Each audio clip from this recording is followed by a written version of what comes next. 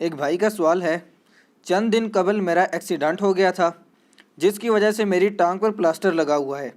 ایسی صورتحال میں مجھے واش روم میں جانا اور پاکی کا خیال رکھنا بہت ہی مشکل ہو گیا ہے۔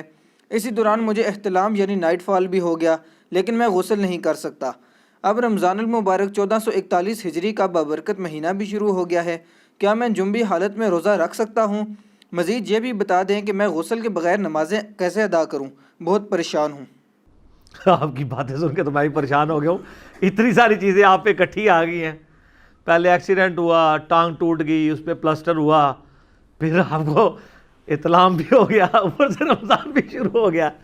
اچھا، یہ ہنسنے کا مقصد قطعاً یہ نہیں ہے کہ کوئی کسی کی تکلیف کا مذاق اڑانا ہے۔ میں اس سوال کے اوپر مجھے ہوا کہ اتنی ساری چیزیں بھی اکٹھی آ سکتی ہیں کسی کے اوپر۔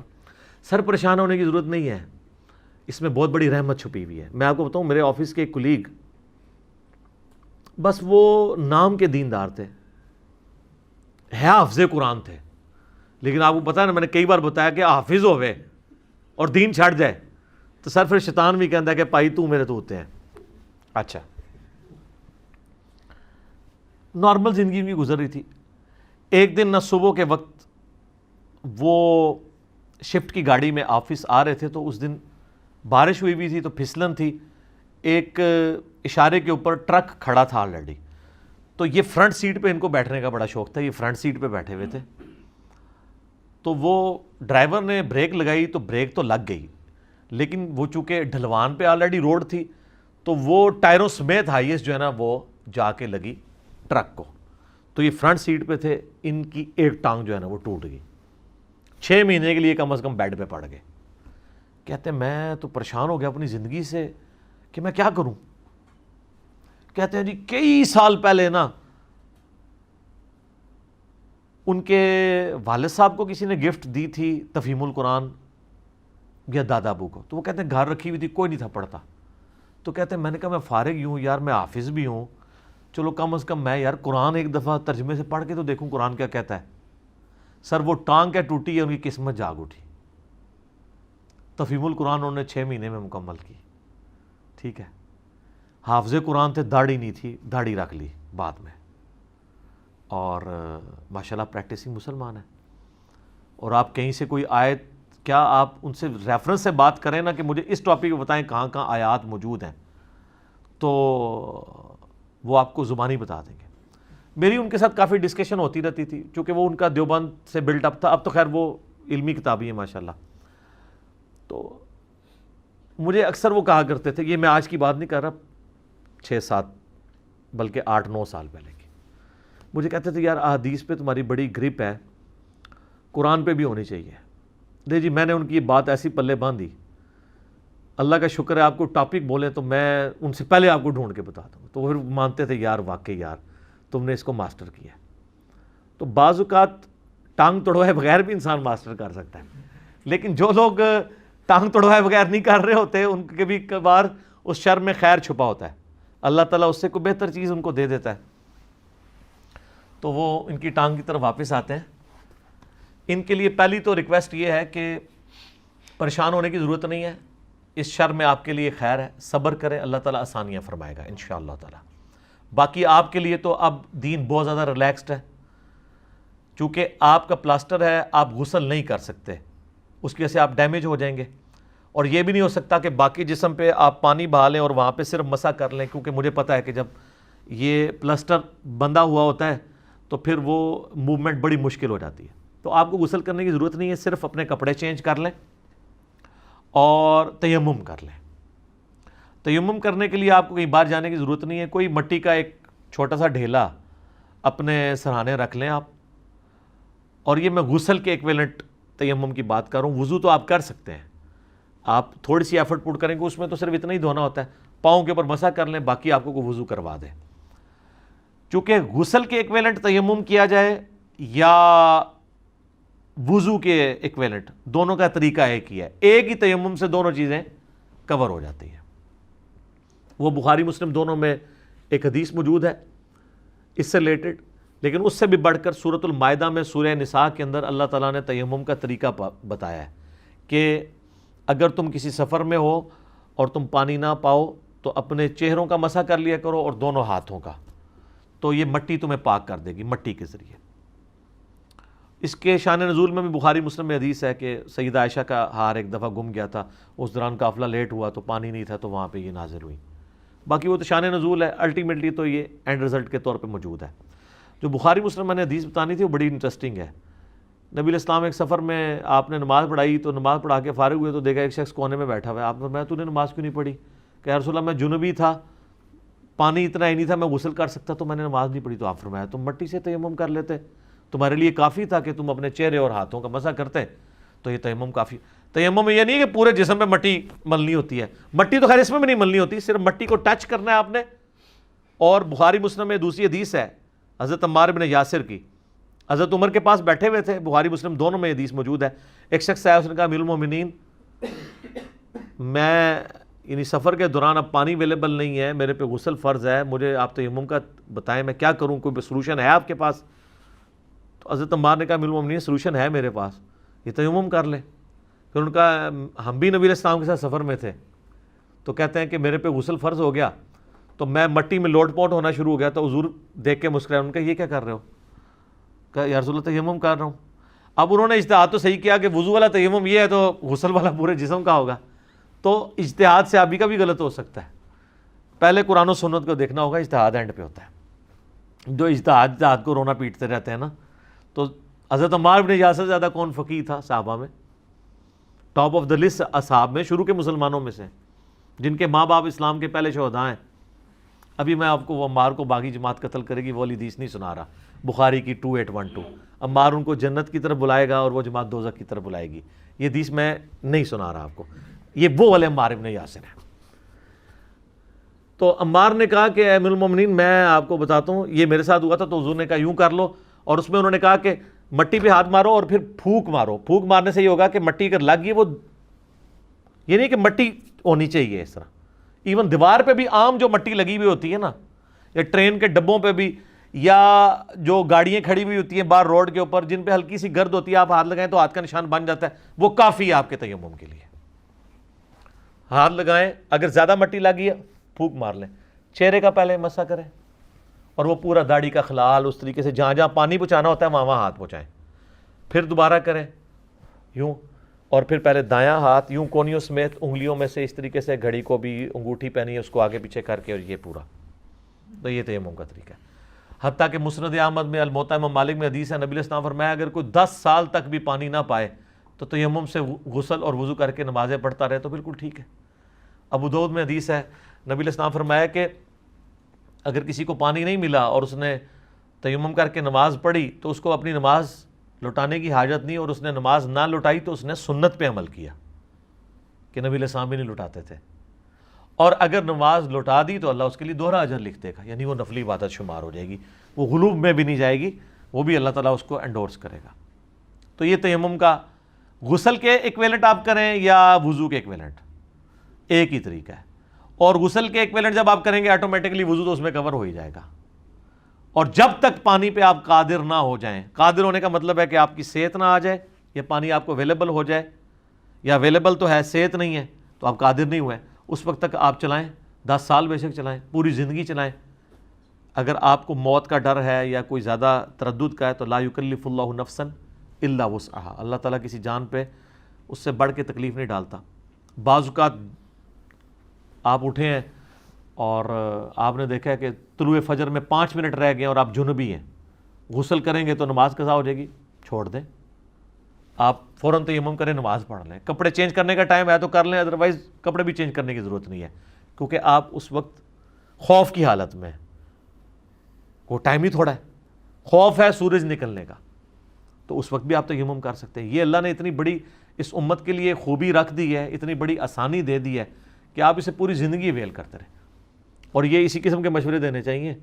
ابو داؤد میں ابن ماجہ میں ایک حدیث ہے، ایک سفر کے دوران ایک صحابی کو زخم لگا سر پہ اور وہ جنبی ہو گیا، جس طرح ان کی ٹانگ والا معاملہ ہوا ہے۔ صحابہ سے مشورہ کیا تو بعض صحابہ نے کہا نہیں یہ تو بندہ پلید ہو گیا، تو ابھی تو نماز تو نہیں پڑھ سکتا، تو نہا، سخت سردیوں کی رات تھی، وہ بیچارہ نہایا اور مر گیا ٹھنڈ لگنے سے، شہید ہو گیا۔ حضور علیہ السلام تک خبر پہنچی، آپ بڑے ناراض ہوئے، آپ نے فرمایا کہ اگر تم لوگوں کو علم نہیں تھا کم از کم کسی علم والے سے مشورہ تو کر لیتے. تم لوگوں نے خود ہی ایک فیصلہ سنا دیا. یہ پھر اجتہاد کی باری آ گئی کہ صحابہ نے اجتہاد کیا, بندہ ہی مارا گیا. حضور نے کہا کسی اہل علم سے آ کے پوچھو. تو نبی علیہ السلام فرمایا کہ اللہ نے جب تیمم کی اجازت دی ہے تمہیں تیمم کا مشورہ دینا چاہیے تھا. تم لوگوں نے پکڑ کے بندہ مار دیا کہ ایک زخمی بندے کو کروا کے. یہاں بھی کئی لوگ ہوتے ہیں, وہ بعض اوقات ان کا زخم یا بیماری ایسی نوعیت کی ہوتی ہے کہ اگر آپ اس کو غسل کروائیں گے تو بڑھ جائے گی. بعض بیماریاں تو ایڈریس ہوتی ہیں نہانے سے, لیکن بعض بڑھ جاتی ہیں, اس میں تو آپ یہ مشورہ نہیں دیں گے. عام حالت میں بھی آپ کی ٹانگ نہ بھی ٹوٹی ہو, آپ صحت مند ہیں اور آپ کا پریویس ایکسپیرینس ہے کہ جب کبھی آپ ٹھنڈے پانی سے نہائے تو آپ کو بخار چڑھ گیا, تو سر آپ کو کوئی ضرورت نہیں غسل کرنے کی. آپ تیمم کر کے فجر کی نماز پڑھیں, دن کے وقت جب سورج نکلے تھوڑا ریلیکس ہوں, گرم پانی اویلیبل ہو, اس وقت آپ غسل اتار لیں اور وہ فجر آپ کی ہو گئی. جناب یہ بہت آسانی ہے دین کے اندر, بہت آسانی ہے. اس کے لیے گھر میں کوئی گملہ رکھ لیں جس میں مٹی ہو, یا مٹی کا ایک ڈھیلا رکھ لیں. ویسے تو فقہ حنفی میں ہے کہ زمین کی جنس کی کوئی چیز ہو جائے, چونا ہو جائے, ایون ماربل کا پتھر جو پالش ہوا نہ ہو, لیکن اس میں احتیاط نہیں, احتیاط مٹی تک ہی آپ رہیں, جو مٹی کا ہی ذکر قرآن میں اور احادیث کے اندر آیا ہے, تو آپ رکھ لیں. اور اس میں مٹی کا ساتھ لگنا ضروری نہیں ہے. ایک ڈھیلا ہے اس پہ آپ نے ہاتھ رکھ, بس صرف ٹچ ہی کرانا ہے. وہ ایک اللہ تعالیٰ نے ایک سنت والا معاملہ رکھا ہے. باقی یہ جتنی نجاستیں ہیں نا, یہ حکمی نجاستیں, یہ حقیقی نہیں ہیں.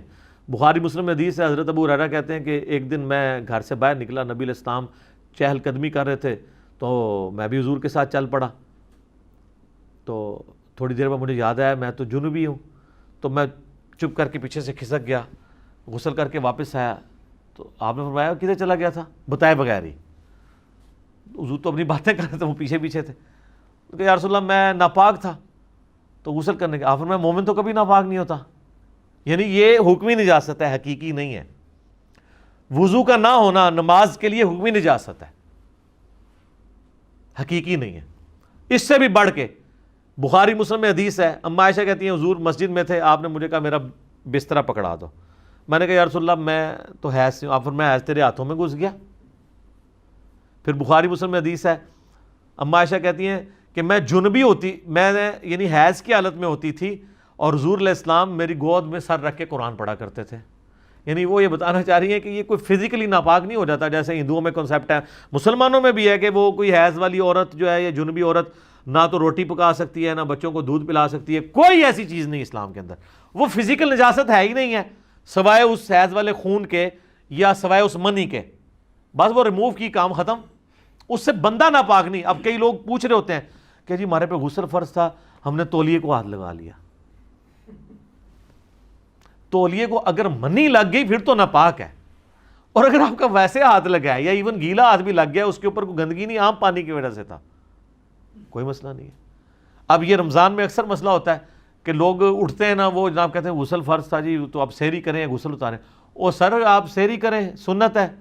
بخاری مسلم دونوں میں حدیث ہے, اما عائشہ کہتی ہیں کہ نبی علیہ السلام جب جنبی ہوتے تھے اور احتلام کی وجہ سے نہیں, یعنی مراد بیویوں کے ساتھ تعلق کی وجہ سے, تو آپ علیہ السلام سحری کرنے کے بعد طلوع فجر کے بعد غسل اتارا کرتے تھے. کئی بار ایسا بھی ہو جاتا تھا, حالانکہ آپ کو یہ پتہ ہوتا تھا میں جنبی ہوں. احتلام والے کو تو بیچارے کو پتہ ہی نہیں نہ لگتا.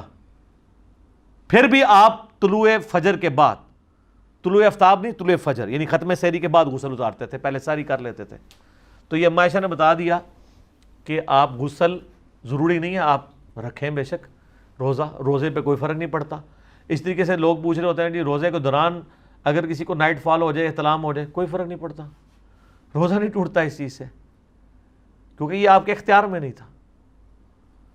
بلکہ بخاری مسلم میں جو حدیث ہے نا سیدہ عائشہ والی, اس میں یہ بھی آتا ہے کہ حضرت ابو ہریرہ نبی علیہ السلام کی وفات کے بعد 30 سال تک یہ فتویٰ دیتے تھے کہ جس پہ غسل فرض ہے نا وہ روزہ نہیں رکھ سکتا جب تک غسل اتار نہ لے. تو جا کے حضرت سیدہ ام سلمہ اور سیدہ عائشہ سے جب لوگوں نے مسئلہ پوچھا تو انہوں نے کہا کہ یہ ابو ہریرہ کو کس نے بتا دیا ہے, نبی علیہ السلام تو احترام کی وجہ سے نہیں کسی اور وجہ سے, یعنی وہ شرم کی وجہ سے کہہ رہی تھی نا, یعنی بیویوں سے تعلق کی وجہ سے جنبی ہوتے تھے تو آپ تو ختم سحری کے بعد غسل اتارتے تھے, سحری کر لیتے تھے, روزہ رکھ لیتے تھے. پھر حضرت ابو ہریرہ کو کسی نے آ کے بتایا تو حضرت ابو ہریرہ نے کہا کہ یہ میں جو فتویٰ دیتا تھا یہ میرا اجتہاد تھا اپنا ذاتی, یہ نبی علیہ السلام کے ریفرنس سے میں نے کبھی بھی بیان نہیں کیا. باقی صحیح بات وہی ہے جو آپ کو ام سلمہ اور سیدہ عائشہ بتا رہی ہیں، کیونکہ وہ تو حضور کی بیوی ہیں، وہ تو خود بتا رہی ہیں، تو بات ہی ختم ہو گئی۔ اگر حضرت ابو ہریرہ جن کے پاس سب سے زیادہ حدیثیں تھیں، ان سے بھی کچھ حدیثیں اوور لک ہو سکتی ہیں، تو سر امام حنیفہ سے بھی ہو سکتی ہیں۔ مہربانی کرو، امام حنیفہ کو کیوں تسی شرمندہ کروا دے ہو بار بار؟ یہ کہتے ہیں جی امام صاحب کو نہیں حدیث پتہ چلی ہوگی رفع دین کی، فلانی فلانی، پھر میں اور طرف چل پڑوں گا۔ یہاں تو اتنے بڑے صحابی اور فقیہ صحابی اور محدث صحابی، سب سے زیادہ حدیثیں یاد کرنے والے، جن کے بارے میں بخاری مسلم میں حضور کی دعا ہے، آپ نے یوں مٹھی کر کے چادر میں رکھی اور کہا آپ نے سینے سے لگا لے، وہ کہتے ہیں میں کبھی وہ حدیث نہیں بھولا۔ یہ اس بندے کو بھی حدیث نہیں پتا تھی، 30 سال نہیں پتا لگی، تو باقی کس کھاتے میں؟ لیکن آج مبارک دور ہے جناب، ایک ایک امام نے جو محنت کی ہے نا اپنی اپنی زندگیاں لگا کے، ایک ٹچ کے اوپر آپ کے پاس ہے ہزاروں سال کا علم۔ یہ اللہ نے اس مبارک دور میں آسانی کر دی ہے الحمدللہ۔ یعنی بڑے بڑے ائمہ کے پاس اتنی حدیثیں نہیں تھی جتنی ہمارے پاس، انہی کی محنت سے ہمارے پاس ہے۔ اچھا یہ جب میں باتیں کرتا ہوں کہتے ہیں اپنے آپ کو بڑا کہتا ہے، بڑا تو تب کو جب میں نے کوئی کتاب لکھ کے دی ہے، میں تو انہی اماموں کو ٹریبیوٹس پیش کرتا ہوں کہ ان کی محنت ہے۔ لیکن آج بھی وہ زندہ ہو تو وہ بھی حیران ہو جائیں کہ یار دیکھو امام بخاری امام مسلم نے تو حدیثوں کے نمبر بھی نہیں لگائے ہوئے تھے۔ امام بخاری امام مسلم کے سامنے اگر ان کی اپنی بخاری رکھ دی جائے نا اور ان کو کہا جائے کہ آپ یہ حدیث ڈھونڈیں، یہ کہاں ہے، ان سے پہلے ہمارے لڑکے ڈھونڈ سکتے ہیں، کیونکہ ہمیں نمبر پتہ ہے۔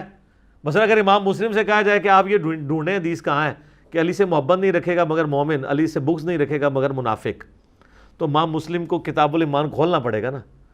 ہمارے لڑکے کہیں 240 ہے جی۔ امام بخاری سے اگر ہم کہیں کہ یہ آپ ذرا ڈھونڈیں حدیث یہ آپ نے کہاں لکھی تھی کہ عمار کو ایک باغی جماعت قتل کرے گی، عمار ان کو اللہ اور جنت کی طرف بلائے گا اور جماعت دوزخ کی طرف بلائے گی، تو ان کو سینکڑوں صفحے کھولنے پڑیں گے۔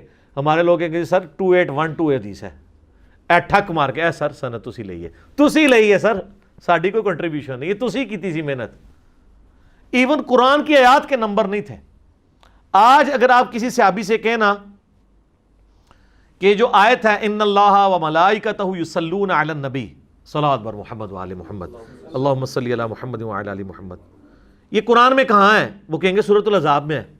اور آپ ان سے پوچھیں گے کتنے نمبر پہ ہے، وہ کہیں گے میں نے تو نہیں، نمبر تو نہیں میں نے گنا ہوا، لیکن ہم نے تو اپنے جگہ جگہ کارڈ پہ لکھا ہے سورۃ الاحزاب آیت نمبر 56۔ اس وقت نمبرنگ نہیں تھی۔ تو سر یہ جدید دور میں اللہ نے جتنا ہمیں نبی علیہ السلام کے مبارک زمانے سے دور کیا ہے نا، اتنا ہی ہمیں فیسیلیٹیٹ بھی زیادہ کر دیا ہے کہ تھوڑی سی محنت سے جناب آج آپ ہر چیز ایک ٹچ کے اوپر آپ کے سامنے، ہر زبان میں ترجمہ، مختلف فرقوں کے علماء کے ترجمے، علماء کی ترجمے نا۔ ہمیں لوگ کہتے ہیں علماء سے دور کر رہے ہیں، میں نے تو علماء سے جوڑا ہے۔ آپ کے علماء کی کوئی قدر نہیں تھی محنت کی اگر ہم لوگوں کو نہ کتابوں کے ساتھ جوڑیں۔ یہ میری زائد بھائی سے اکثر بات ہوتی ہے، اسلام 360 والے لوگ تو کہہ رہے ہیں کہ میں نے کوئی بندہ لانچ کیا ہے، انہوں نے پیرلل میں کام کیا۔ بھائی میں ان کو ضرور ہے کہ بعد میں میری واقفیت ہوئی ہے تو میں ان کو ضرور مشورہ دے دیتا ہوں، مجھ سے گائیڈ لائنز لیتے ہیں اس حوالے سے، باقی میں نے نہیں، انہوں نے انڈیپینڈنٹلی، مجھے تو بعد میں ان کا تعارف ہوا ہے۔ لیکن وہ مجھے بار بار کہتے ہیں کہ اسلام 360 کا فائدہ اس لیے ہوا کہ آپ نے لوگوں کو حدیثوں کے نمبر اور یہ لوگوں سے انٹروڈیوس کرایا، ورنہ لوگوں کو تو 360 کا کوئی انٹرسٹ ہی نہیں تھا، نہ اس کو یوز کرنے کے ساتھ تھا۔ تو دیکھیں نا یہ ساری محنت ضائع جاتی اگر ایک پلیٹ فارم سے انٹروڈیوس نہ کروایا جاتا۔ اور ہم دونوں سے زیادہ کنٹریبیوشن ان لوگوں کی ہے کہ جن لوگوں نے اس وقت میں محنت کی ہے، آج وہ اس محنت کو دیکھیں گے تو خوش ہی ہوں گے، ان کا خون ہی بڑھے گا یار تو بڑا اچھا ہو گیا۔ جس طرح ہمیں جب پتہ چلتا ہے کہ جی ہماری ویڈیوز جو ہیں وہ کسی چینل کے اوپر چل رہی ہیں، کسی یوٹیوب چینل پہ آ گئی ہیں، کسی جگہ کوٹ کیا گیا، تو خوشی ہوتی ہے کہ یار چلو لوگ اپنے طور پہ دین کا کام کر رہے ہیں۔ تو اس میں کوئی جیلسی والا فیکٹر نہیں ہوتا، خوشی والا فیکٹر ہوتا ہے۔ تو وہ تیمم والی بات تھی، وہ روزہ بھی رکھ سکتے ہیں اور اپنا غسل بھی اتار سکتے ہیں، نماز بھی پڑھ سکتے ہیں، کپڑے وغیرہ اپنے وہ چینج کر لیں۔ تو باقی موجے ماریں جتنا عرصہ ہے یہ مسئلہ ہے، تیمم کے ساتھ کام چلاتے رہیں۔ اور تیمم وہی چہرے کا مسح اور دونوں ہاتھوں کا کونیوں سمیت۔ حدیثوں میں ویسے یہاں تک بھی مسح رپورٹ ہوا ہے، کونیوں تک بھی ہوا ہے اور بغلوں تک بھی ہوا ہے، لیکن زیادہ حدیث جو ہیں کونیوں تک کی ہیں، اور وہ بہتر بھی لگتا ہے کیونکہ نماز کے لیے جو وضو کرتے ہیں وہ بھی کونیوں سمیت ہوتا ہے، تو کونیوں تک والا کر لیں۔ تو باقی نہ اس میں آپ نے پاؤں دھونے ہیں نہ سر کا مسح کرنا ہے، صرف چہرے اور دو کونیوں کا دونوں ہاتھوں کا، تو آپ کا وضو بھی ہو گیا، غسل بھی ہو گیا تیمم کے اگینسٹ. اسے تیمم کہتے ہیں، لیکن نیت ضروری ہے. ٹھیک ہو گیا.